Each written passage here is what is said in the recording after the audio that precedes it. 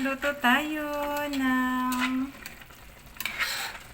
masarap na ulam. Barbecue. Chicken and pork barbecue. Yan.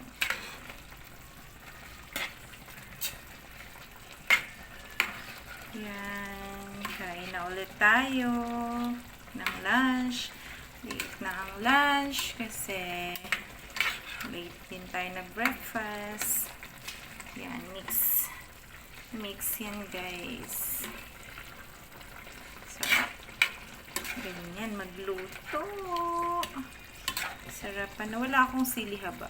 Pero okay na rin to. Para mabango lang. So, yan. Hindi lang natin siya slice para hindi siya maging maanghang. Yan, pangpabango lang kasi ang sili.